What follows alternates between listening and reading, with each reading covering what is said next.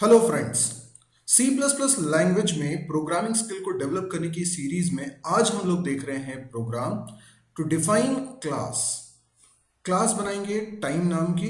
तो आइए देखते हैं कैसे इसको करना है। हम बेसिकली एक एडीटी बना रहे हैं, एब्स्ट्रैक्ट डेटा टाइप टाइम नाम का, जिसमें डेटा स्ट्रक्चर कैसा होगा। हमें एक टाइम को रिप्रेजेंट करने के लिए तीन वेरिएबल्स की ज़रूरत पड़ेगी। तो हमारा बेसिकली जो डेटा स्ट्रक्चर होगा उसमें तीन वेरिएबल्स होंगे।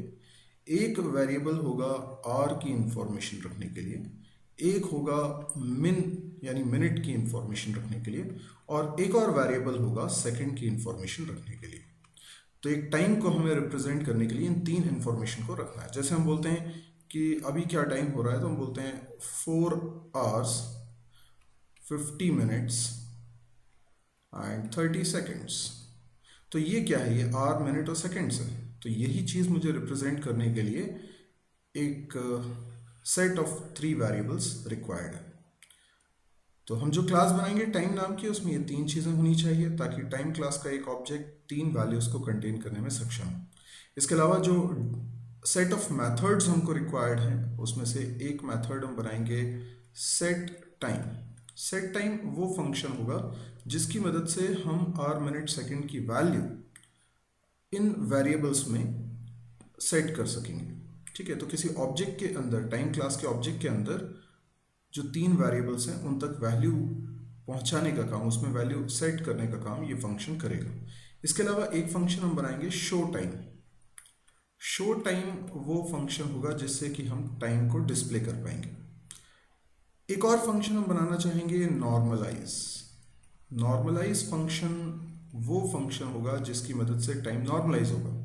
फॉर एग्जाम्पल, किसी ने अगर टाइम एंटर किया है 4 hours 100 minutes एंड 100 seconds, तो आप जानते हैं कि नॉर्मलाइज फॉर्म में नहीं है। अगर नॉर्मलाइज फॉर्म में होगा तो सेकंड्स की वैल्यू ये 100 नहीं हो सकती, 60 या 60 से ज़्यादा वैल्यू नहीं हो सकती, क्योंकि फिर हम उसे मिनट में कन्वर्ट कर लेंगे। तो जैसे 100 सेकेंड्स है तो हम उसको बोलेंगे 60 के ऊपर कितना है 40, तो 40 सेकेंड्स बोलेंगे और 1 मिनट यहाँ कैरी कर लेंगे, तो ये 101 हो जाएगा 101। और इसमें से भी हम 41 मिनट्स बचा लेंगे और एक कैरी कर लेंगे, तो ये 5 hour 41 minutes 40 seconds हो जाएगा। तो ये काम हम नॉर्मलाइज फंक्शन के द्वारा करना चाहते हैं। तो ये तीन फंक्शंस हम इसके अंदर डिफाइन करेंगे। तो आइए कोडिंग करना स्टार्ट करते हैं। सबसे पहले हम सी प्लस प्लस में प्रोग्रामिंग कर रहे हैं, इसलिए सी आउट सी इन का इस्तेमाल कर सकते हैं। जैसे सी आउट का इस्तेमाल करेंगे, जो हम शो करेंगे, तो हमें इंक्लूड करना पड़ेगा एक हेडर हैश इंक्लूड आयोस्ट्रीम। इसके अलावा गेटसेज फंक्शन को मैं यूज करूंगा, इसलिए मैं लिख रहा हूं hash include conio dot H. Okay, using name space std standard. अब हम क्लास बना रहे हैं, क्लास टाइम। ठीक है, इस क्लास टाइम के अंदर मैं प्राइवेट वेरिएबल्स बना रहा हूं, int hr min and second, और पब्लिक फंक्शंस बनाऊंगा void set time। Set time function में 3 आर्ग्यूमेंट्स होंगे। इसके अलावा एक और फंक्शन होगा शो टाइम, एक और फंक्शन होगा नॉर्मलाइज। तो मैंने तीनों फंक्शंस को डिक्लेयर कर लिया है, तो हमारा एब्स्ट्रैक्ट डेटा टाइप बन चुका है। अब इसके इम्प्लीमेंटेशन की बारी है, यानी हमें एक एक फंक्शन को डिफाइन करना है। तो सबसे पहले हम डिफाइन करते हैं सेट टाइम को। तो मेंबरशिप लेबल लगाना पड़ता है, तो हम लिखेंगे यहाँ पर time scope resolution set time, और सेट टाइम में 3 आर्ग्यूमेंट्स आएंगे।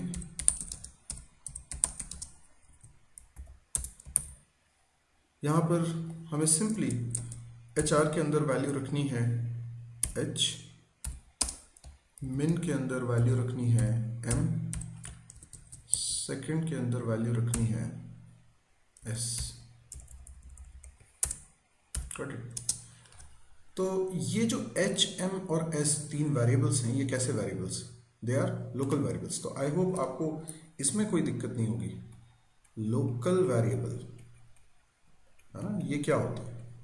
यहाँ पर जो मैंने एच एम और एस तीन वेरिएबल्स बनाए हैं फंक्शन में, ये लोकल वेरिएबल्स। जनरली जो हम वेरिएबल्स किसी फंक्शन की बॉडी में बना रहे हैं, किसी ब्लॉक में बना रहे हैं, दे आर लोकल वेरिएबल्स। इनकी लोकेलिटी ये फंक्शन है। यानी जब ये सेट टाइम फंक्शन कॉल होगा तब एच एम और एस तीन वेरिएबल्स बनेंगे, और जो भी इनमें वैल्यूज आएंगी उन वैल्यूज को हम कॉपी कर रहे हैं एच आर मिन और सेकेंड में। लेकिन ये एच आर मिन सेकेंड क्या है? क्या ये लोकल वेरिएबल नहीं है? नहीं, ये कहलाते हैं इंस्टेंस वेरिएबल। इंस्टेंस का मतलब होता है ऑब्जेक्ट। यानी जब हम टाइम क्लास का ऑब्जेक्ट बनाएंगे, लेट से T1, तो उसकी मेमोरी कुछ इस प्रकार से होगी जिसके अंदर तीन वेरिएबल्स होंगे, आर, मिनट और सेकंड। तो इंस्टेंस के वेरिएबल्स, इंस्टेंस वेरिएबल्स। तो जब मैं ऑब्जेक्ट बनाऊंगा तो ऑब्जेक्ट को मेमोरी मिलेगी और उसके अंदर ये तीन वेरिएबल्स एच आर, मिन और सेकंड बनेंगे। तो आर, मिनट, सेकंड कहलाते हैं ऑब्जेक्ट के वेरिएबल यानी इंस्टेंस वेरिएबल, जबकि एच एम एस ये है local variable.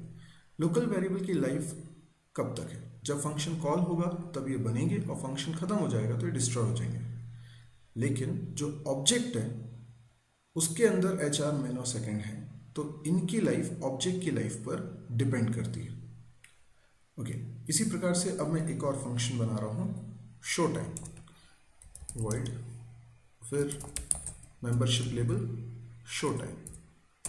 Show time function का काम है सिंपली डिस्प्ले कराना टाइम को। तो सबसे पहले मैं एंड एल लगा देता हूँ, जिसका मतलब है लाइन चेंज हो जाएगी, और आर की वैल्यू कोलन, ताकि देखने में वो टाइम का फॉर्मेट जैसा हम लोग नॉर्मली देखते हैं वैसे ही दिखे। मिन एंड सेकेंड, ठीक है। तो आर, मिनट, सेकेंड, ये तीनों वैल्यूज यहाँ पर डिस्प्ले हो गई। अब बचता है तीसरा function, that is normalise. Normalise function थोड़ा सा ट्रिकी है क्योंकि इसमें हम लोगों को ज़्यादा एफर्ट्स डालने हैं, सिंपल नहीं है। यहाँ पर जैसे कि मैंने आपको बताया कि सेकंड की वैल्यू में सबसे पहले हम चेंजेस करेंगे। हम देखेंगे कि जो वैल्यू सेकंड की है वो अगर ग्रेटर देन 60 है तो 60 के कितने मल्टीपल्स उसमें हैं। यानी जैसे 100 है तो 60 का एक ही मल्टीपल इसमें होगा। अगर 120 से ज़्यादा हो गया तो 60 के दो मल्टीपल्स होंगे। और सीधी सी बात है, ऐसा करने के लिए हम डिवाइड ऑपरेटर का इस्तेमाल करेंगे। तो हमने लिखा वॉइड स्कोप रेजोल्यूशन ऑपरेटर और नॉर्मलाइज। इस फंक्शन की कोडिंग हमको लिखना है, सबसे पहले तो जो सेकंड की वैल्यू है इसको अगर मैं 60 से डिवाइड करूं तो मुझे पता चल जाएगा 60 के कितने मल्टीपल्स इसमें हैं, यानी कितने मिनट्स कैरी करने। तो जो मिनट की वैल्यू है उसमें ऐड कर दूंगा ये वैल्यू। तो क्या होगा कि जैसे मिनट की वैल्यू 100 थी तो 100 में यहाँ से जो 1 कैरी आया वो ऐड हो गया तो 101 हो जाएगा। इसके बाद सेकंड की वैल्यू को चेंज करता हूँ, सेकंड की वैल्यू मॉड्यूलस 60। तो जो रिमाइंडर बचेगा, दैट इज इस एग्जांपल के हिसाब से अगर 100 था तो 100 मॉड्यूलस 60 करेंगे तो 40 आ जाएगा। इसी प्रकार से अब मिनट के बारे में सोचें। मिनट को भी डिवाइड करेंगे 60 से तो मुझे 60 के मल्टीपल्स मिल जाएंगे, और इसको मैं ऐड कर दूंगा आर में, और उसके बाद मिनट को भी अपडेट कर देता हूँ, मिनट मॉड्यूलस 60। यस, ये हमारा कंप्लीट हो चुका है, नॉर्मलाइज फंक्शन भी बन चुका है। अब इस पूरी क्लास को टेस्ट करने के लिए मुझे बनाना पड़ेगा main function, int main. Main function की बॉडी में सबसे पहले बना रहा हूँ टाइम क्लास का एक ऑब्जेक्ट T1। अब मैंने लिखा T1 डॉट सेट टाइम, और इसके अंदर तीन वैल्यूज दे रहा हूँ जैसे कि 4, 100, 100। ये नॉर्मलाइज नहीं है, तो अभी अगर मैं इसको शो कराऊँ तो क्या प्रिंट होगा ये देखते हैं। इसके बाद फिर मैं पहले नॉर्मलाइज कर लूँगा फिर शो कराऊँगा, तो देखते हैं क्या होगा। ठीक है, अब इसको रन करके आपको बताता हूँ। मैं इसको रन कर रहा हूँ। ये देख सकते हैं पहले वैल्यू आ रही है 400 100 और उसके बाद नॉर्मलाइज होने के बाद आ रही है 5 41 40। एग्जैक्टली यही हम लोग चाह रहे थे। यहाँ पे लास्ट में मैं गेट सी एच और लगा देता हूँ। ठीक है, ओके, एक बार फिर रन कर लेते हैं। ये देखिए, अब यदि आपको लगता है कि इसमें और कुछ फंक्शंस बनाने तो वो भी आप डिफाइन कर सकते हैं, लेकिन बेसिकली ये एग्जांपल ये डिमॉन्स्ट्रेट करने के लिए है कि क्लास किस तरीके से बनाई जाती है। क्लास बनाने के बाद उसके ऑब्जेक्ट्स किस तरीके से बनाए जाते हैं, उनकी फंक्शंस को कैसे यूज़ करते हैं। यहाँ पर जब आपने T1 डॉट सेट टाइम लिखा हुआ है तो इसका मतलब है सेट टाइम फंक्शन T1 के लिए चल रहा है। तो बेसिकली जब आपने क्लास का ऑब्जेक्ट बनाया तो T1 को मेमोरी मिली और T1 की मेमोरी में HR मिन और सेकंड है, यानी इससे पहले आर मिनट सेकंड वेरिएबल का कोई एग्जिस्टेंस नहीं था जब तक कि आपने T1 ऑब्जेक्ट नहीं बनाया था।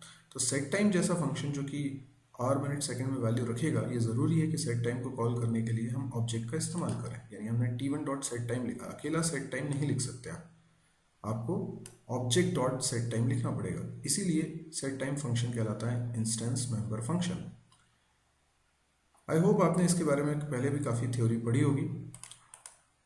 यदि आपको ये वीडियो पसंद आया हो तो आप इसे लाइक कर सकते हैं। यदि आपको लगता है इस तरह के और वीडियोस देखने में आप इंटरेस्टेड हैं तो आप इस चैनल को भी सब्सक्राइब कर सकते हैं। इनफैक्ट आप कौन सा पर्टिकुलर प्रोग्राम देखना चाहते हैं उसकी रिक्वेस्ट भी भेज सकते हैं। मैं पूरी कोशिश करूंगा कि आपकी रिक्वेस्ट को फुलफिल कर सकूं।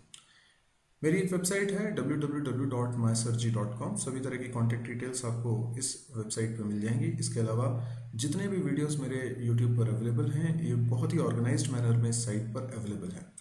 केवल C++ ही नहीं, सी के अलावा जावा, PHP, MySQL, data structure, DBMS जैसे और भी कई सारे कोर्सेज हैं जो कि इस वेबसाइट पे आप इजीली देख सकते हैं। YouTube में मेरे एक से अधिक चैनल्स हैं, इसलिए हो सकता है कि आपको सारे वीडियोस एक YouTube चैनल पे नहीं मिल पा रहे हों, तो आप प्लीज़ इस वेबसाइट को विजिट करें। यहाँ पे आपको सारे वीडियोस ऑर्गेनाइज्ड वे में मिल जाएंगे। कैंपस के प्रिपरेशन करने के लिए भी आपको इसमें काफ़ी सारा कंटेंट मिलेगा। इस साइट पे आपको सिर्फ वीडियोस के लिंक्स ही नहीं मिलेंगे बल्कि नोट्स भी मिलेंगे, ऑब्जेक्टिव क्वेश्चन, इंटरव्यू क्वेश्चंस भी मिलेंगे। इसके अलावा कुछ आर्टिकल्स भी होंगे जो कि आपके लिए हेल्पफुल हो सकते हैं। आपको अगर अपनी प्रोग्रामिंग स्किल को बढ़ाना है तो आप प्रोग्रामिंग एक्सरसाइज कर सकते हैं। आपको अगर अपनी थ्योरी को इम्प्रूव करना है तो थ्योरेटिकल वीडियोस भी अवेलेबल है। किस वीडियो के बाद कौन सा वीडियो देखना है ये पूरा सिस्टमैटिक ऑर्डर में आपको यहाँ पे पता चल जाएगा। कौन सा सॉफ्टवेयर इंस्टॉल करना है इससे रिलेटेड जानकारी भी आपको इसमें मिलेगी। ये साइट बहुत एक्टिव है, रेगुलरली आप इस पर विजिट करिए, आपको रोज इसमें नया कंटेंट दिखाई देगा। तो यदि आपको ये वेबसाइट पसंद आई, वीडियो पसंद आया तो आप इनको शेयर कर सकते हैं। आप शेयर कर सकते हैं फेसबुक वॉल पे, आप शेयर कर सकते हैं व्हाट्सएप पे या और किसी माध्यम से। तो यदि ये पसंद आए तो प्लीज़ इसको शेयर करिएगा। Thank you.